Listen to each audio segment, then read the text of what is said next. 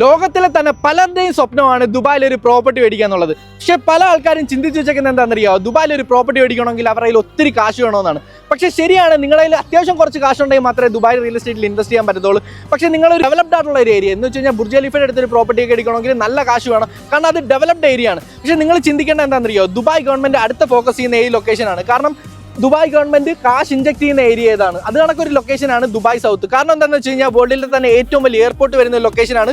കാരണം Burj Khalifa എന്തുകൊണ്ടാണ് ആ ഏരിയ ഡെവലപ്പ് ആയത്? കാരണം വേൾഡിലെ ഏറ്റവും ടോളസ്റ്റ് ടവറായ ബുർജ് ഖലീഫ അവിടെയാണ് വന്നേക്കുന്നത്. സോ അത് കണക്കുള്ള ഒരു പൊട്ടൻഷ്യൽ ആയിട്ടുള്ള ലൊക്കേഷനാണ് ദുബായ് സൗത്ത്. കാരണം വേൾഡിലെ ഏറ്റവും വലിയ എയർപോർട്ട് വരാൻ പോകുന്ന ലൊക്കേഷനാണ്.